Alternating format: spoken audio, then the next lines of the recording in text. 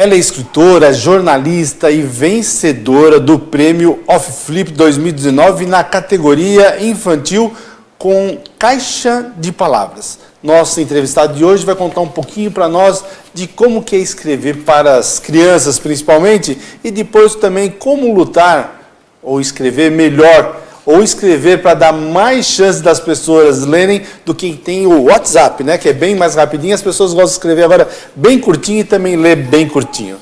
Ela, então, nossa convidada de hoje, a Maria Angélica Ferrazoli. Tudo bem, Maria Angélica? Tudo bem. Primeiro, você é São Caetanense? Pelo menos mora em São Caetano? Não, sou nascida, em São criada, saí daqui um período, mas voltei para cá. Então, me conta aí, primeiro, dessa obra sua, desse prêmio. Como que você chegou a participar? É a primeira vez que você participa de prêmios? Como que funcionou? Não, eu já participei de alguns concursos, já tive algumas premiações, mas essa premiação na Flip eu considero a mais importante. Primeiro porque é um primeiro lugar, né? E depois porque a Flip, ela reúne gente, escritores e pessoas interessadas na literatura do país e também tem uma repercussão internacional. Então, essa para mim é a maior premiação que eu recebi até agora. E a Flip é da onde? De Paraty, é a Paraty. Feira Literária de Paraty. E vai ser em que período lá o evento agora? Vai ser de 10 a 14 de julho. Você participou com um livro só ou teve mais participações, outros livros, nessa feira? Eu encaminhei um texto do livro infantil e encaminhei um texto como conto. O conto não foi premiado. Me fala então sobre a Caixa de Palavras. O que se trata? Então, Caixa de Palavras, ele conta a história de duas crianças, na faixa dos 8 anos. Uma das crianças, ela é um menino sírio, um menino refugiado que vem viver no Brasil. Ele perdeu os pais e o irmão, e ele vem viver com o tio. E ele não fala. Ele tem 8 anos, ele encontra uma amiguinha que se chama Lia, que mora do lado da casa do tio, e ela quer conversar com ele. Eles brincam, mas ele não consegue se expressar. E ela fica intrigada com isso e pergunta para a mãe por que ele não fala. Aí a mãe fala, olha, o nome dele é Raji. O Raji, ele atravessou um período muito difícil na vida dele. As palavras estão todas lá. A história da vida dele está lá. Só que essas palavras estão guardadas numa caixinha. Uma hora elas vão despertar. E a história se desenrola assim. Virou até poesia isso no meio, hein? Tem um pouco de poesia. Foi coincidência também. ou faz parte do livro isso mesmo? Não, faz parte mesmo do trabalho, da forma de envolver também poeticamente, né? E me fala assim, quanto tempo você levou para escrever esse livro? Então, o meu processo de criação, ele não é muito convencional, porque eu sou jornalista e trabalho com jornalismo há 35 anos. Então, durante todo esse período, eu só parei quando os meus filhos nasceram, né? Então, eu escrevo em brechas do meu trabalho, em períodos que eu estou mais tranquila, em períodos que eu estou de férias. Então, são pausas. Na verdade, o meu processo de criação, as histórias estão em mim, mas elas precisam de um espaço, né? E nem sempre eu tenho esse espaço ainda para produzi-las. E essa história veio da sua cabeça ou alguém contou alguma coisa que você juntou as partes para fazer o livro? Então, eu acho que sempre as histórias elas vão se formando até se consolidarem. Eu, por exemplo, nesse caso da Caixa de Palavras, me entristeceu muito e entristeceu muitas pessoas quando a gente viu aquela criança síria que foi recolhida na beira do mar. Eu acho que as pessoas se recordam, um menininho de 3 anos, Alan Kurdik, eu não me lembro bem o nome dele. Mas é uma imagem que ficou em mim, né? E, por coincidência, eu cheguei a viajar para a Grécia, conheci um pouco as crianças refugiadas. E quando eu viajei o ano passado para Cuba, a gente parou no Panamá e tinha uma exposição justamente sobre a morte desse garotinho. E isso ficou palpitando em mim. E eu sempre tive muita dificuldade de entender isso, né? O mar como um inimigo de uma criança, porque para uma criança o mar é sempre uma alegria, é sempre um amigo. Todas essas coisas fermentaram e acabaram resultando na história. Caixa de Palavras. Certo. Eu vi também um livro seu, que parece que foi o primeiro livro que você escreveu também, sobre a cueca do papai. Isso. Temos até uma foto aí, vamos colocar ela novamente para mostrar para os nossos telespectadores, que já passou uma vez. E qual foi a ideia desse livro, da primeira vez? A ideia desse livro é muito curiosa, porque ela é quase uma história familiar, a origem. Aconteceu com o meu marido, e era uma história que a gente contava na família. E eu peguei o gancho da criança que quer exibir a cueca, porque a cueca é uma novidade na vida dela, e desenvolvi toda a história da cueca do papai. E ele não pediu direito autoral da história junto? Ficou ele ganhou uma homenagem. Ah, ganhou ali uma página no livro. É, uma dedicatória. Uma dedicatória. E sobre as suas crianças, você já também escreveu ou não? Então, os primeiros livros que eu comecei a escrever, na verdade, foram quando os meus filhos nasceram. Porque eu sempre gostei muito de ler e de contar histórias para eles. E aí, um dos livros, por exemplo, que se chama Vovó Nota 10, que nunca foi publicado, ele conta a história da minha mãe. Os meus filhos não conheceram a minha mãe. Então, eu quis contar para eles como era a avó deles. E aí a gente escreveu uma história juntos, eu e a minha filha, e ela ilustrou. E um dia eu pretendo também, quem sabe, publicar, né? Porque tem muitas crianças que não chegaram a conhecer os avós. Faz parte também da sua vida, como você falou, jornalismo. Sim. E você tem um trabalho com o Sindicato dos Bancários. Sim. Já também teve palpitação para escrever sobre os bancários? Olha, a gente desenvolveu uma coisa muito bacana nos bancários, que foi a produção do livro quando eles fizeram 50 anos. Porque eu tenho meu mestrado na área de História Oral, aqui na USC de São Caetano. E a gente fez um trabalho muito interessante resgatando essa história, não só a partir de documentação, mas também ouvindo bancários, né, daquele período. Então deu para resgatar um pouco o que era ser bancário, que era uma profissão cheia de glamour e que foi se transformando como a maioria das profissões hoje, por conta também da tecnologia, da internet, e também uma profissão que vem acumulando mais estresse, que vem acumulando mais sobrecarga de trabalho, né? Então, deu para fazer um paralelo, contar essa história, o que era ser bancário aqui no ABC há 50 anos.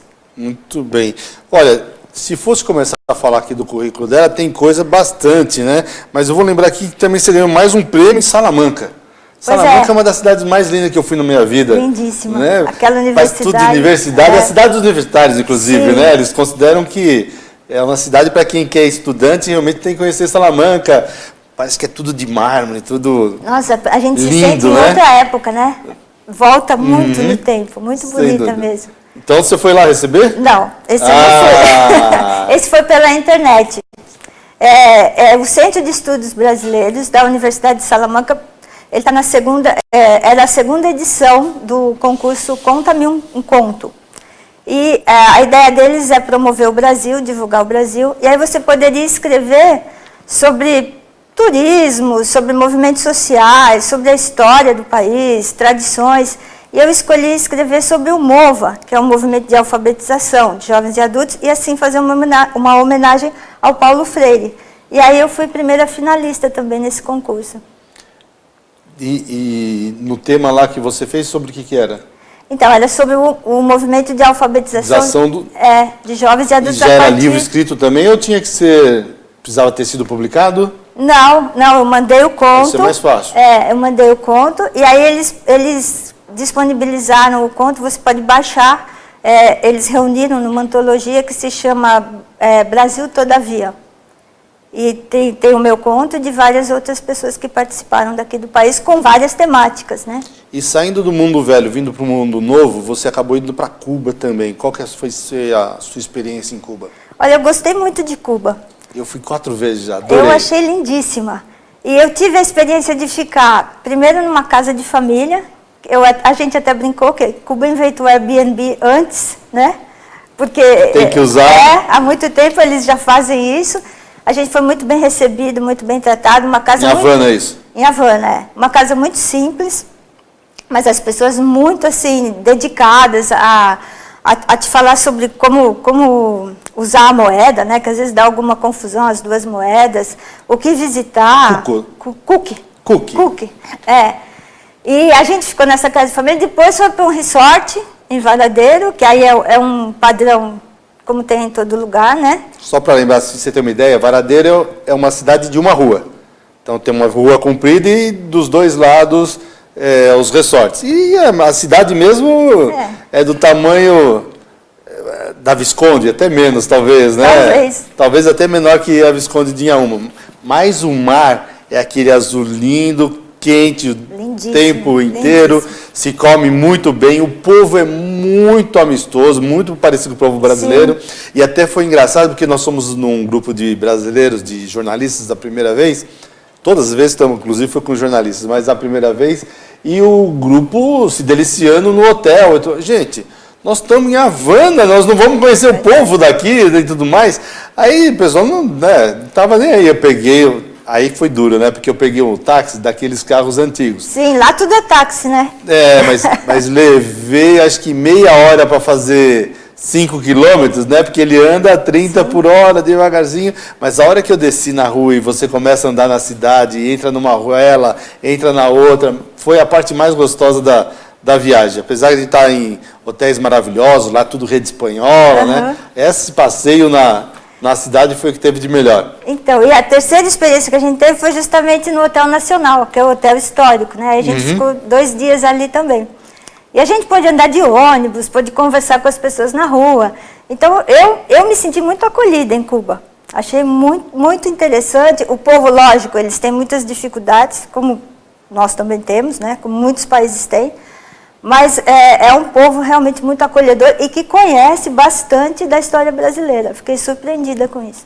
A primeira vez, eu lembro que nós fomos logo depois que teve a ruptura com a Rússia, por causa da União Soviética, né, que parou de dar o apoio, e os ônibus ainda eram carretas que puxavam a jardineira atrás, não tinha ônibus. Ainda uma das maiores dificuldades lá. Inclusive, eu perguntei para um cubano qual que era o sonho de consumo dele. Né? Ele falou uma bicicleta. Todo mundo fala aqui no Brasil, é uma casa, é um carro, né? Lá o problema dele de locomoção é muito grande. Ele falou que o sonho de consumo dele era uma bicicleta. Como pode... Você percebe que, apesar deles terem uma cota mensal, né, que eles recebem do governo, eles são muito empreendedores. Eles querem melhorar, mudar, aumentar, ampliar a qualidade de vida deles. Mesmo que eles não façam críticas nem nada, mas você percebe o empreendedorismo neles. E como jornalista, você foi na Grama? Eu fui visitar, né? Para eu esclarecer, para não pensar que não é na Grama, não. Grama é o único jornal que tem em Cuba, né? Então, o jornal oficial do governo chama-se Grama. Passamos ali perto, mas só por fora também, né? Muito bem. Então, nós estamos aqui entrevistando a Maria Angélica Ferrazoli, ela que é de São Caetano, escritora, jornalista, recebeu vários prêmios. Nós vamos fazer um breve intervalo e vamos contar um pouquinho mais da história dela, dos seus livros e também dessa questão hoje do conflito com a internet para quem gosta de ler e escrever. Até já.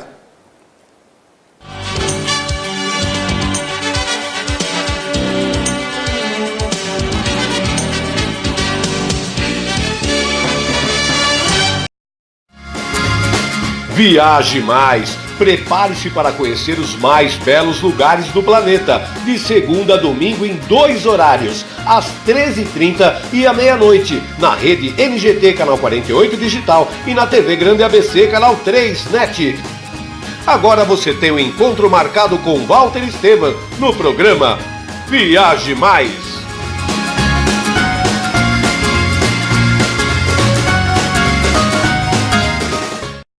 Com a Juliana Flores, você está a um clique de deixar alguém ainda mais feliz. Entrega de presentes, flores e momentos únicos em até 3 horas em todo o Brasil.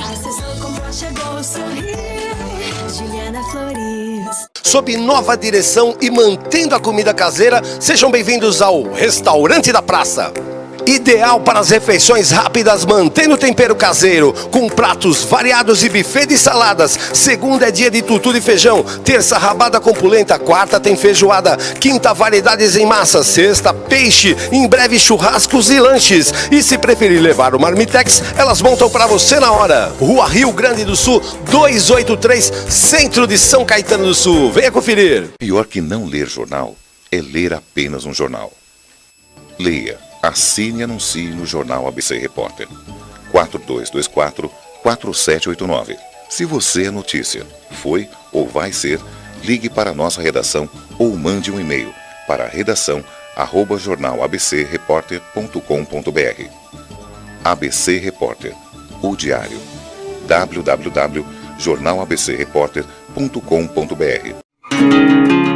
Sejam bem-vindos ao Buffet Laguna. 2 ambientes, ar-condicionado, serviços de DJ Valet, requinte, bom gosto e sofisticação, seguindo alto padrão de qualidade. Cada paladar é presenteado com cores, texturas e sabores para que a sua comemoração seja inesquecível. Ligue agora 4421-1880 ou 999-847288. Rua Amazonas, 2196 São Caetano do Sul. Buffet Laguna, 27 anos transformando sonhos em realidade.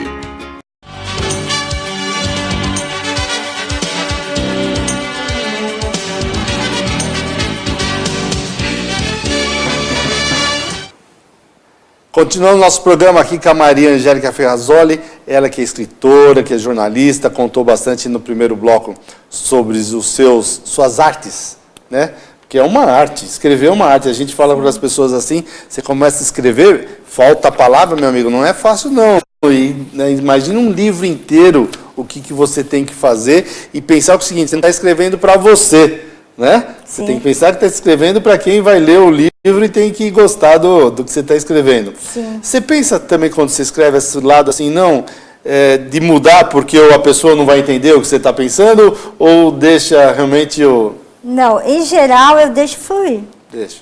Depois, quando eu dou a primeira, a segunda leitura, aí sim, aí eu falo, não, acho que eu posso mudar isso, principalmente para a criança, né? Acho que isso ficou um pouco mais complexo, então vou mudar essa frase, vou tornar ela um pouco mais simples, mais fácil de ser entendida. Mas, em geral, quando eu estou escrevendo, eu vou direto.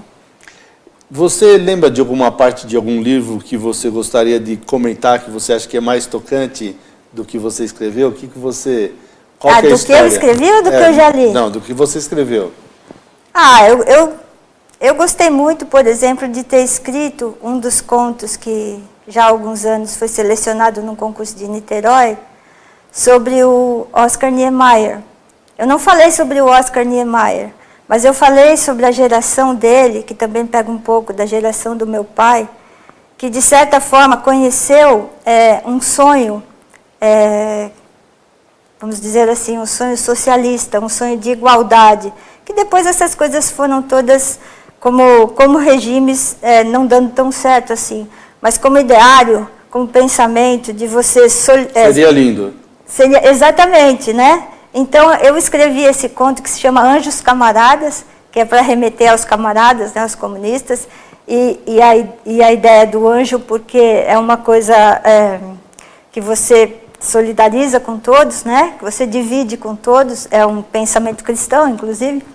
E eu gostei muito desse conto, porque eu remeto à geração do meu pai e, ao mesmo tempo, eu faço uma homenagem ao Niemeyer. Eu lembro que no mestrado também tinha um professor que falava o socialismo é lindo, o problema são os socialistas. Exatamente. O problema, na verdade, não são os governos, são as pessoas, né? Não são os regimes, são as pessoas. E você já escreveu sobre política também, assim, diretamente? Ou... Não, diretamente, nem como jornalista. Nem como jornalista. Não, eu fiz o meu mestrado, eu fiz um estudo sobre a resistência, a forma de comunicação de resistência dos trabalhadores do ABC durante a ditadura militar. E foi uma coisa muito interessante porque a gente usou também a história oral, né? E eu vi essas pessoas que hoje já estão bem velhas, né? Bem velhinhas. E lógico que a política aflorou, né? Durante esse trabalho, porque quase tudo na nossa vida é política, e essa é essencialmente uma discussão política, né? Angélica, agora me fala uma coisa.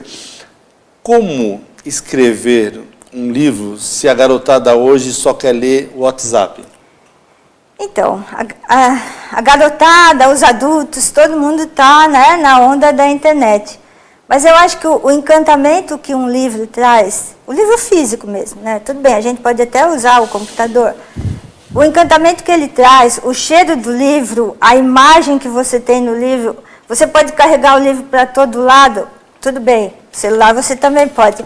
Mas é uma outra relação com o papel, né? Eu não sei se o papel vai acabar, eu não sei se o livro impresso vai acabar, mas eu sei que ele ainda encanta muito. Você pode, sei lá, você está almoçando, você coloca o livro ali, como muita gente coloca também o celular, né? Mas eu acho que não é a mesma coisa. Não sei se a minha geração foi criada com o impresso, não sei se a próxima vai dar prioridade para o celular, como já está dando, mas de qualquer forma, a ilustração, o cheiro... É um encantamento que não tem fim. É se você exatamente, poder ir para onde você quiser, mas com o celular também você vai para onde você quiser hoje. Vai. O livro, ele é uma casa, né?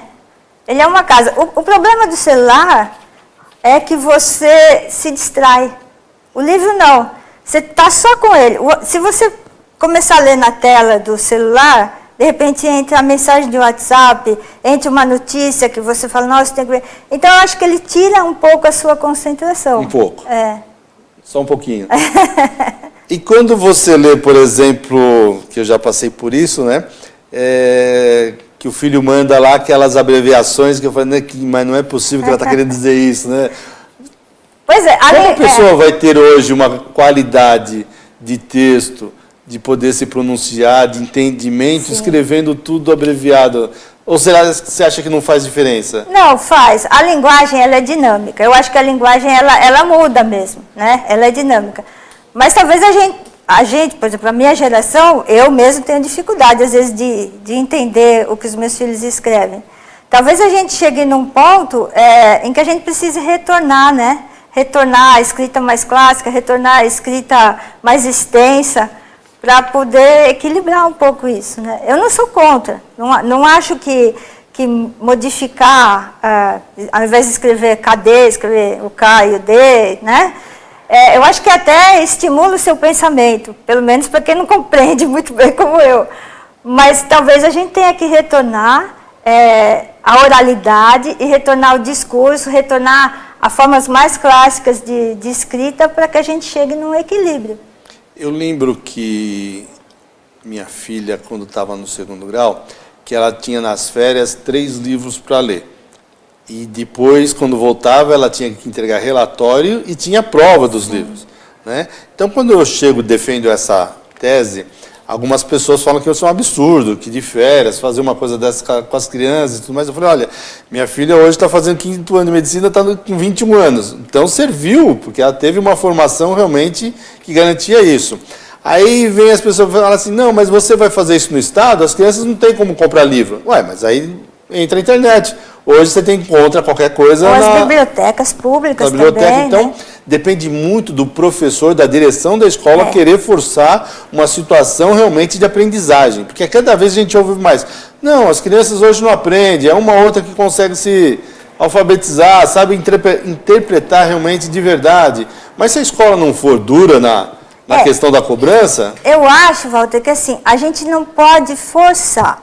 A gente tem que desenvolver técnicas e formas de envolver as crianças a ponto que elas procurem, elas queiram o livro, entendeu? Lógico, o livro tem que ser acessível, ele tem que estar disponível para ela folhear, para ela levar para casa, para ela pedir para a mãe ou para o pai ler para ela, ele tem que existir, tem que estar presente ali na vida dela.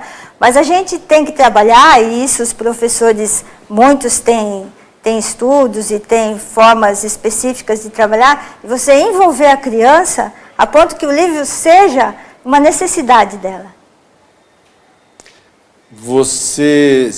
Agora falando de outros livros que não sejam seu, se você fosse falar para alguém assim, olha, um livro que eu queria ler sempre na minha vida, qual que foi? Eu tenho um livro que eu leio sempre na minha vida, que é Os 100 Anos de Solidão. Eu sou apaixonada pela obra do Garcia Marques. Muito bem. Então, aqui nós entrevistamos a Maria Angélica Ferrazoli. Vou contar para você, tem que acompanhar, ler os livros delas. Para quem quiser, tem disponível na internet também, livro seu? Então, ainda não. E onde pode encontrar?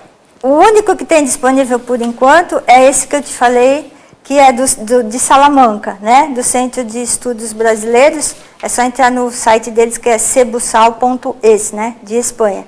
Esse aí dá para baixar e ler na internet. Os outros eu tenho como antologias, né? E a editora, ou você é livre sua a impressão? Não, esse daí é da Ediciones Ambulantes, que é uma editora espanhola. Esse que dá para baixar. Certo. E o da cueca do papai, ele está esgotado, eu teria que reeditá-lo, né? E esse de Paraty... Esgotado com quantos mil? Ah, quantos mil? Nada, pouquíssimos, porque foi uma produção própria. Esse é o bloqueio. Patrocínio, o famoso patrocínio. Anjos Trocínio Muito mesmo. bem, Angélica, muito obrigado pela sua participação. Você que está conosco, acompanhe sempre nossa programação e também leia o jornal ABC Repórter, porque você sabe, pior do que não ler jornal é ler apenas um jornal, por isso leia o jornal ABC Repórter. Até mais.